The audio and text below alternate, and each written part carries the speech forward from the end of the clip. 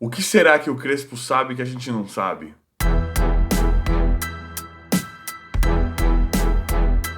Fala galera, sejam muito bem-vindos à coletiva do Tidico. Gente, o São Paulo vai enfrentar hoje o Vasco, né, pelo segundo jogo lá em São Januário, pela Copa do Brasil, às 9h30. Vamos falar bastante sobre esse jogo, né, esse pré-jogo tem uma provável escalação aqui, que eu vou passar para vocês, nós vamos conversar bastante sobre isso. Mas a gente tem que conversar um pouco sobre a segurança que o Crespo nos passa nesses mata-matas, né, nesse formato de Copa, que independente de como o jogo vai ser hoje, a gente já espera que é bem difícil o São Paulo perder, no meu modo de ver, pelo resultado que já conseguiu no Morumbi, mas independente de qualquer coisa, o São Paulo, a gente percebe hoje que esse São Paulo do Crespo, ele vem bem mais competitivo para esse tipo de competição, para esse tipo de partida. No meu modo de ver, vamos falar bastante sobre isso. Antes da gente começar, já sabem, se inscrevam no canal, ativem o sininho de notificações, vão deixando like, vocês sabem, isso é muito importante, me ajuda bastante. Eu venho pedido porque...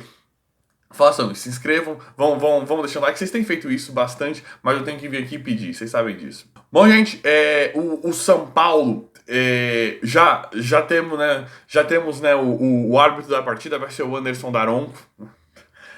Mas hoje eu tenho certeza que ele não vai fazer nada. Acho que foi colocado ali para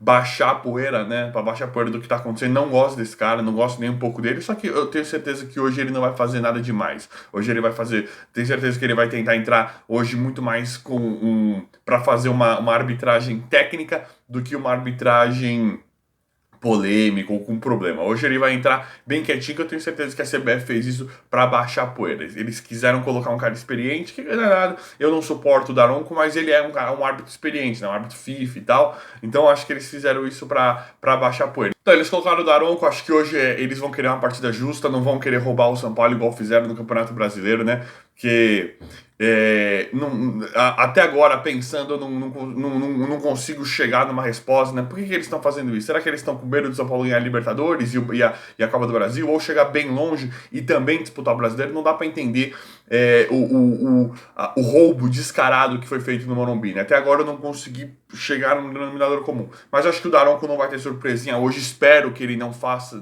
que ele não nos dê nenhuma surpresinha hoje, né?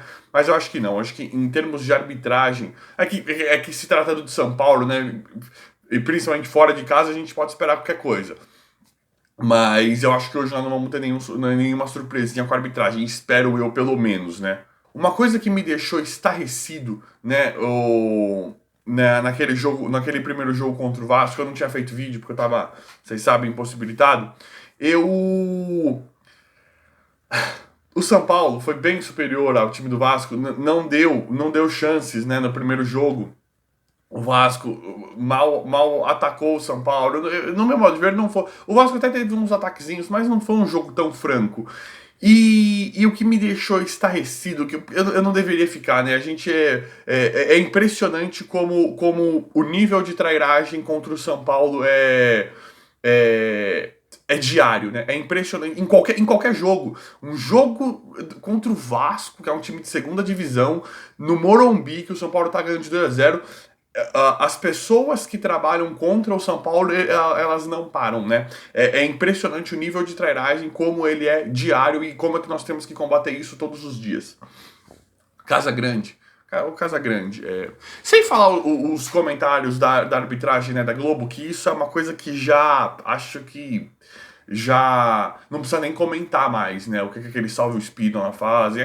Sempre os que estão ali comentando, qualquer um, Paulo César de Oliveira, né? Quando eles comentam o tipo de trabalho que eles tentam fazer o tempo inteiro contra o São Paulo. Isso aí a gente já tá careca de saber, né?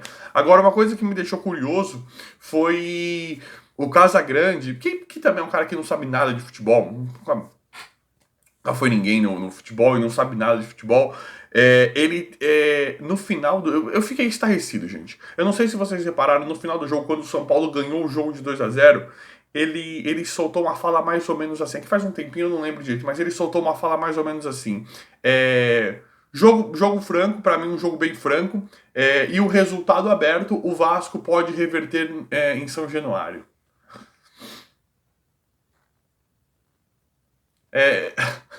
o Vasco pode reverter normal em São Januário, né? Pô, eu não tô querendo desmerecer o Vasco, é que o Vasco, ele não é aquele Vasco que a gente estava acostumado a ver, né? Hoje o Vasco, ele tem o Lisca tentando trazer um Vasco antigo de volta, né? Eu acredito que o Vasco, ele não tem o Castan, tem o Cano, tem uns caras até que interessantes, tem o Andrei, tem uns jogadores interessantes no ataque ali, mas eles contam com Marquinhos Gabriel, Morato, são jogadores que, né, que às vezes são contestados. E eu acho que o São Paulo tem um time bem mais qualificado hoje que o Vasco, tem uma proposta muito melhor que a do Vasco. Então, um comentarista de futebol chegar e no final do jogo, eu não sei se ele foi mandado, acho que não, porque não é possível, né, você aceitar tão ridículo, né? Cara, caso o Vasco ganhe hoje, a gente sabe que é só por um milagre, é só por um resultado muito histórico pro Vasco reverter esse jogo de hoje. Mas nós vamos falar disso aí, falando do Crespo, né?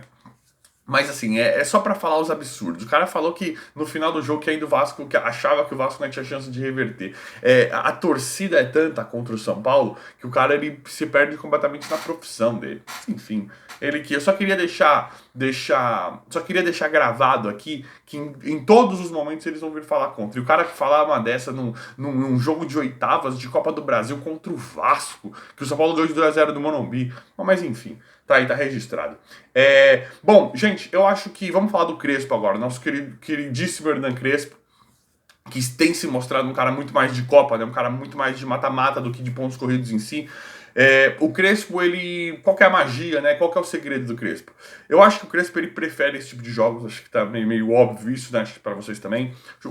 O Crespo deixou claro que ele prefere, né? Já tinha sido campeão da Sul-Americana com o Defensa e Justiça, já chegou com o São Paulo com esse título, né? E já chegou e já ganhou o Paulista, que é um título que o São Paulo tinha certas dificuldades pra ganhar de uns tempos pra cá, mesmo estando com... O São Paulo continua mal ainda. Vamos pensar que o São Paulo continua mal. O Crespo conseguiu ganhar o Paulista, que era um título que a gente tinha uma certa dificuldade para ganhar. Então, mérito. E aí nos dá a entender que o Crespo gosta realmente que ele tem combustível para queimar nesses tipos de campeonatos de mata-mata. Então, o que eu quero dizer com isso? Eu acho assim, o Crespo, ele... No meu modo de ver, ele gosta de rodízio. Isso é uma coisa que eu não. É uma crítica negativa pro Crespo, porque eu não gosto do rodízio. E eu percebo muitas vezes o Crespo fazendo rodízio. Vídeo Benítez, quando ele tava falando que tava poupando pra Libertadores, aí ele entrava com o Benítez no segundo tempo nos jogos do Brasileirão, e eu não entendia isso. Se a gente for procurar, dá pra gente achar exemplos que o Crespo ele faz.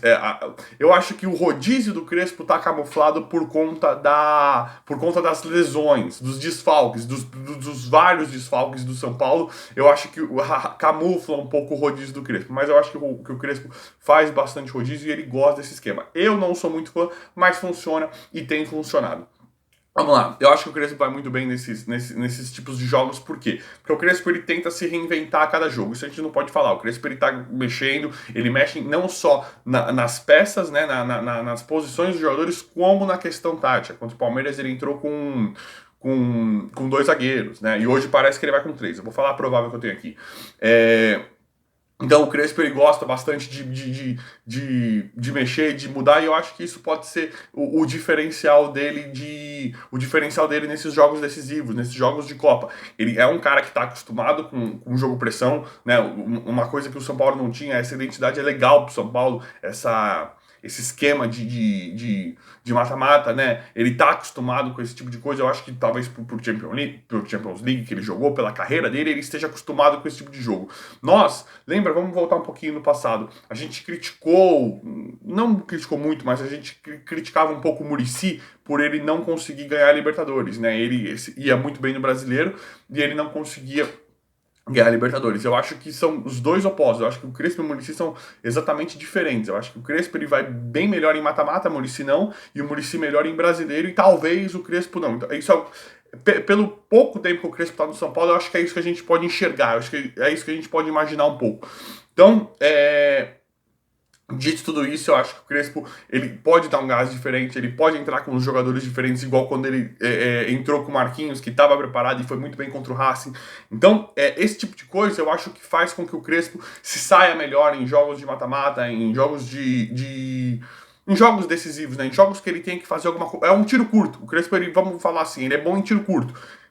né? Ele chega e muda o ânimo dos jogadores, ele muda a tática, ele muda uma peça aqui e ali, e aí isso dá muito certo. Ele não entra sempre com aquele mesmo time e faz aquela coisa pragmática, né? Não faz aquele futebol pragmático que faz a gente cair em um certo ostracismo em termos de futebol. Então eu acho que deve ser por isso que ele vai tão bem em mata-mata, e hoje eu estou muito confiante, acredito que já passou. Acredito que vocês também pensam assim. Comentem aí o que vocês acham. Se vocês acham que o São Paulo já passou, vai ser difícil o jogo. Comentem aí o que vocês acham, isso é muito importante. Bom, gente, e agora eu tenho uma provável escalação aqui. Provável, tá? Bem provável. Mas eu acho que também não vai fugir muito disso aqui. Não tem como fugir muito disso aqui, eu imagino. Vamos lá. São Paulo vai com o Volpe no gol. Bruno Alves, Miranda e Léo. Parece que ele vai com 3-5-2. Desculpa, pode ir com 2 zagueiros, mas eu acho que agora vai mudar.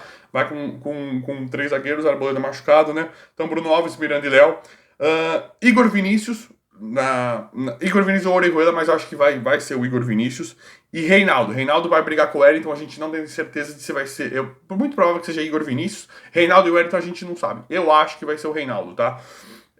Mas aí tá entre Reinaldo e Wellington. Nestor e Luan. Luan tá cotado pra entrar nesse jogo, vamos ver. Mas aí seria Nestor, Liseiro e Benítez, ou Luan, Liseiro e Benítez, pelo que eu tenho aqui. Então, vamos ver. Eu acho interessante se o Luan voltar, gosto bastante. Não, nada contra o Nestor, gosto bastante do Nestor, do Liseiro. O meio de campo pra mim tá ótimo. Eu ainda tô com aquele medinho de tomar gol, então eu prefiro que às vezes ele entre com o Luan. Mas ele tem, nos jogos que ele entrou sem o Luan, deu certo. Então tá legal também. Eu acho que isso é outra parte, né, do que a gente tem falado aqui. É outra característica do Crespo, porque ele consegue surpreender. Ele consegue, com as peças que ele tem, ele consegue ou recuar mais no esquema com o Luan ou avançar mais num esquema sem o Luan. Então legal. Aí ficaria Nestor, Liseiro e Benítez, ou Luan, Liseiro e Benítez no meio campo, e Rigoni e Pablo, né? Parece que o Pablo vai jogar, e isso é esquisito no meu modo de ver, mas tá bom, né? Vamos ver. Marquinhos tá lesionado, tá todo mundo machucado aí, todo mundo. Ele não tem realmente muita opção. O Pablo é meio esquisito, mas vamos ver, né? Fez gol no último jogo. Mas é isso aí. Vamos ver essa provável escalação, galera. Eu acho que tô bem confiante. Acho que o jogo ele não traz. É claro que é um jogo de mata-mata, claro que é um jogo que não deixa de ser importante, principalmente porque o São Paulo tem azar na Copa do Brasil. Mas eu acho que com o Crespo aí, com esse resultado que nós já conseguimos, o jogo hoje, o São Paulo passa tranquilamente pelo Vasco. E comentem se vocês concordam, se vocês discordam. É isso aí, galera. O vídeo de hoje foi esse. Não esqueça, se inscrevam no canal, ative o sininho de notificações, vão deixando like, isso aí é muito importante. Valeu, gente. Obrigado e até a próxima.